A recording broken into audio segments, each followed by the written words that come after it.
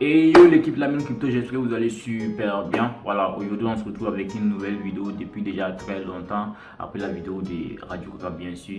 Donc aujourd'hui on va parler exactement de trois news, à savoir la présence de l'équipe Binance en Afrique. Deuxièmement, on va parler de l'état du marché actuel. Et troisièmement, on va donner les actualités sur notre shitcoin favori, à savoir le Baby Dogecoin. Pourquoi? Depuis qu'on a fait ce burn, pourquoi ça ne va brûler 5-0, 6-0, 7-0.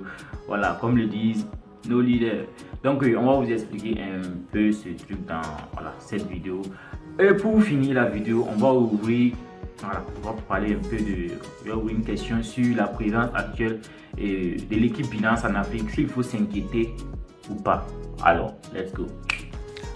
Alors là, vous pouvez constater effectivement que voilà, l'équipe de Binance en Côte d'Ivoire est en discussion avec le président Alassane Ouattara. Donc vous voyez, Alassane Ouattara échange avec Zao, fondateur de Binance, sur l'introduction de la crypto-monnaie dans les échanges commerciaux. Donc en gros, ils veulent présenter un peu les atouts de la crypto-monnaie dans notre économie au fait, pour faciliter les transactions et tout. Donc utiliser les crypto-monnaies, montrer également de la crypto-monnaie à la population.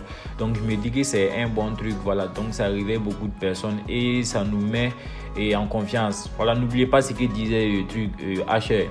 Les grandes révolutions passent toujours par trois étapes, par trois grandes étapes. La première étape, c'est la phase ambiguë. Bon, les gens se disent c'est quoi, on n'a pas confiance au truc. La deuxième phase, c'est la phase dangereuse. Tout le monde rentre dedans sans faire une formation. Et la troisième phase, c'est la phase évidente. Et là, je suis d'accord avec lui. Nous sommes dans la phase évidente. Si déjà, on commence déjà à avoir des rencontres avec des présidents pour parler de la crypto-monnaie. Donc, je me dis que c'est la phase évidente comme ça. Donc vous voyez, le marché est très volatile, il s'effondre en instrument depuis quelques semaines. Et puis bon, ils ont discuté des trucs comme ça, un peu de l'économie. Donc après la Côte d'Ivoire, ils ont fait un tour également au Sénégal pour discuter du même sujet, même thème, et voilà, concernant la crypto-monnaie, l'introduction dans l'économie et tout.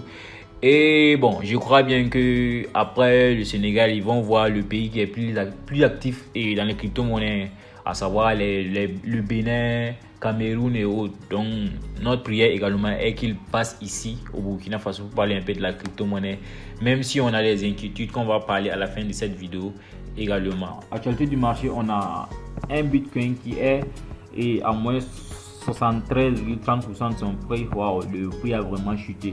Donc il est à un prix de 20 465,5 $ USD. Les bons investisseurs actuellement, ils sont très contents parce que la chute de ces prix, voilà, ça crée beaucoup d'occasions. Comme occasion, vous avez des pièces qu'on ne pouvait pas acheter auparavant parce que c'était très cher, que vous pouvez avoir moins cher actuellement. Vous faites des profits très rapidement. Parce qu'actuellement, le but qui vous permet d'investir sur une monnaie et de faire des profits très rapidement. Pourquoi? Parce que actuellement, vous voyez, par exemple, si je prends l'exemple sur le Solana est à 37 $ actuellement. Il suffit seulement d'avoir 10 pièces. 10 pièces, ça fait combien? 370 $. Ou bien celui qui n'a pas les moyens, tu t'achètes quelque chose de 5 pièces seulement. Ne serait-ce que 5 pièces seulement, tu peux te faire des profits. Parce que le Solana a quitté, n'oubliez pas, de 200 et quelques dollars à 37 $. Donc automatiquement, dès que le Bitcoin va reprendre, les cryptos vont dépasser les attirages, ça c'est sûr. Donc vous pouvez vous faire rapidement des profits. Donc après le Solana, je peux vous présenter la pièce que moi j'ai aimé, c'est le Polkadot également. Le Polkadot, actuellement nous sommes à 7 $. C'est une bonne monnaie que vous pouvez investir actuellement. Donc après le Solana, vous avez également le Appecoin. Le Appecoin qui est à quelque chose de 4 je crois $. Il a fait un attirage de 13 quelques $. Donc ouais, actuellement ce sont des bonnes monnaies. Je crois même que l'attirage a dépassé 13. Bon, actuellement j'ai pas les prix devant moi.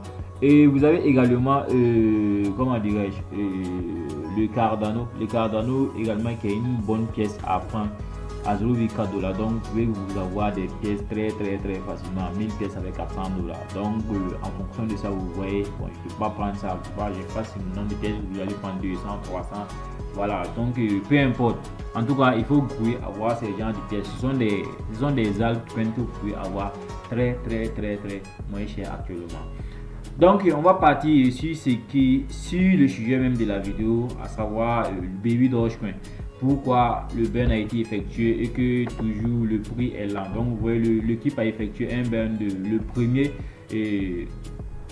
premier de ces mois. Ils ont effectué un burn de 50 quadrillions. Du coup le burn devait être effectué bien avant. Bien entendu, depuis le burn devait être effectué, donc on a procédé à des votes. Ceux qui voulaient qu'on fasse le burn sur la blockchain de l'Ethereum ou ceux qui voulaient qu'on fasse le burn sur la blockchain de Binance. Donc du coup finalement c'est la blockchain de Binance qui a gagné. Donc il y avait plus de votes pour la blockchain de Binance, mais à la dernière minute ils ont effectué le burn sur la blockchain de l'Ethereum. Je ne sais pas pourquoi, mais bon, toujours est-il que ça reste toujours un burn. Et j'ai vu un post là, vraiment s'il vous plaît, formez-vous. J'ai vu un post quelque part dans un de mes groupes, quelques personnes disaient que sur le burn a été fait effectué sur la blockchain de l'Ethereum. Donc du coup lui il pensait que le total supply sur l'Ethereum ça faisait 420 quadrillions et le total supply sur Binance ça faisait 420 quadrillions également, et le tout ça fait 840 quadrillions comme approvisionnement total. Non, il faut chercher à comprendre les choses. Quand on parle de blockchain de l'Ethereum, le blockchain de Binance, c'est pas dire qu'ils ont à chacun des offres ensuite, des approvisionnements total. Ce sont les mêmes pièces seulement qui sont scindées sur plusieurs blocs. Donc vous pouvez enlever une partie, mettre sur c'est un truc comme ça. Donc quand on fasse le burn de 50 quadrillions sur Ethereum ou BSC, ça revient effectivement à la même chose. Mais je vais vous expliquer avec le temps pourquoi après les 50 quadrillions le prix ne monte pas, parce qu'il faut comprendre les choses, c'est pas comme ça. Donc on va voir les proof of burn, les preuves de burn pour voir effectivement s'ils ont brûlé le token là. Token transfer from, voici l'adresse ici, venir adresse, donc l'adresse morte, donc 50 quadrillions. Donc ils ont envoyé ça sur des adresses non retour. Les adresses non retour c'est quoi? Quand vous envoyez une fois, vous pouvez envoyer des crypto-monnaies sur l'adresse, mais l'adresse ne peut pas vous transférer les crypto-monnaies. Ce sont des adresses non retour. Effectivement on voit qu'il y a des preuves de burn. Mais pourquoi le prix ne monte pas? Quand on fait le burn, c'est quoi? C'est de créer une déflation. Une déflation en fait. Créer une déflation, c'est de diminuer l'offre. Mais ça ne veut pas dire que parce qu'on a diminué l'offre que le prix va monter. Même si ils avaient brûlé 100 quadrillions, cela ne voulait pas dire que ça va monter. On peut brûler 100 quadrillions et le prix ne bouge pas. Parce que quand on diminue l'offre, on ne joue pas sur la demande. La demande, c'est nous. C'est nous, on peut décider de jouer sur la demande et l'équipe de marketing et tout. Donc, une fois que l'on diminue l'offre, que la demande reste constante et que la demande diminue, le prix va continuer à diminuer ou le prix ne va pas continuer, ou le prix ne va pas monter. C'est un truc comme ça. Donc le système c'est quoi? À chaque fois qu'on effectue des burns, c'est l'offre seulement qu'on diminue. C'est ce qui manque à la pièce. Donc avec le temps, vous allez voir effectivement. Ce qui reste beaucoup, c'est trop. Mais je me dis que ce que l'équipe peut aussi faire, ils sont en train vraiment de motiver la communauté en brûlant toute cette quantité. Parce qu'on croyait qu'ils allaient continuer à brûler 5 quadrillions, 3 quadrillions. Mais à notre surprise, ils sont venus brûler 50 quadrillions. Donc ça, c'est pour leur anniversaire annuel. Donc, supposons que pour la 10e année à venir, ils décident de brûler 100 quadrillions. Donc, je me dis que ça va. Il faut être vraiment patient avec cette monnaie. Donc, juste pour vous expliquer que le burn consiste tout simplement à diminuer l'offre. Et une fois que l'offre a diminué, il faut que la demande soit élevée. Mais si la demande reste la même et que l'offre dépasse toujours la demande et la demande reste toujours constante, le prix ne va pas s'envoler, le prix va toujours rester stagnant. Mais je me dis que ça va. Ce que l'équipe est en train de faire, c'est super bien. Donc je vais venir ici. Donc on va essayer de voir l'avancée du Baby Doge. Donc on va essayer de voir les statistiques de burn ici. Donc vous allez remarquer effectivement que sur la blockchain de Binance, vous pouvez effectuer et constater vous pouvez suivre toutes les transactions et les portefeuilles, tous les portefeuilles qui détiennent la monnaie. Et vous voyez ici on a le DAI address. Donc ce sont des adresses de burn. Et là, si on essaie de sélectionner, vous allez voir qu'il y a une grande quantité effectivement qui est brûlée. Donc c'est ce que je vous dis, chers amis, il faut être vraiment patient. Donc vous voyez toute cette quantité là, ça a été brûlé, ce sont des adresses mortes. Donc actuellement, le nombre de pièces de Baby Doge qui circulent n'est pas bon, c'est assez élevé, mais par rapport à l'approvisionnement total, je me dis que la pièce avance très bien. Mais maintenant, qu'est-ce qui manque à Baby Doge pour vraiment pour que le prix s'envole? Premièrement, si on essaie de comparer Baby Doge à Shiba Inu, vous allez voir que Shiba Inu est parti très rapidement. Pourquoi? Parce que le burn a été très rapide là-bas. En plus du burn qui a été très rapide et que le nombre de pièces a été diminué très rapidement, l'offre était peu et la demande était élevée.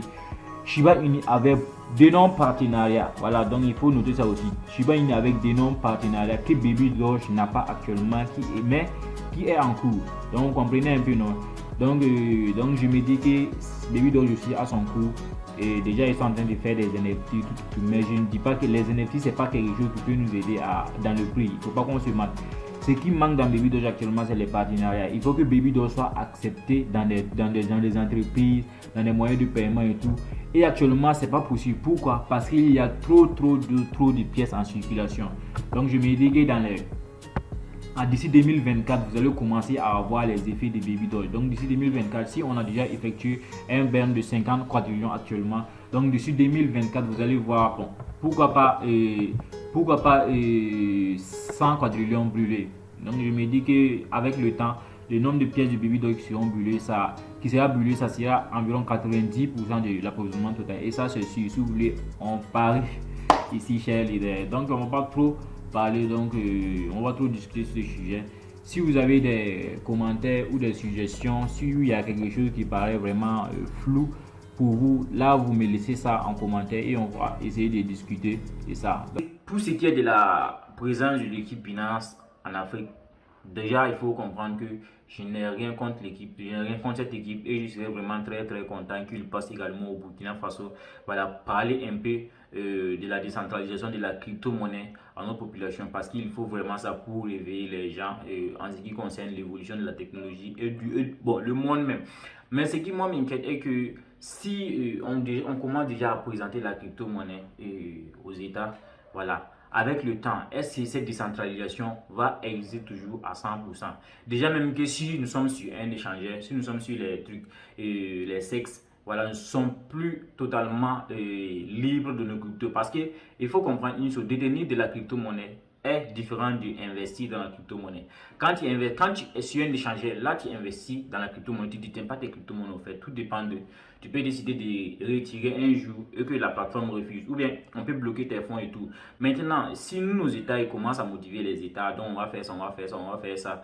Et nous qui avons nos cryptos sur voilà, les plateformes comme Binance et autres là, est-ce que vous êtes sûr que nos transactions ne seront pas suivies à partir de ce moment, si on décide d'intégrer notre économie ou quelque chose comme ça? Parce que s'ils voient qu'on présente la crypto-monnaie à nos populations ici, aux États ici, c'est pour qu'ils puissent faire des transactions avec à des coûts réduits et tout. Donc, mais à partir du moment où on utilise les plateformes, est-ce que nous serons toujours dans cette décentralisation? Je ne sais pas. Dans les années à venir également, 2 ans, 3 ans, 4 ans, quelles seront les réglementations que les États vont ajouter au fait? Parce qu'ils vont cadrer le truc. Et ça, c'est très important.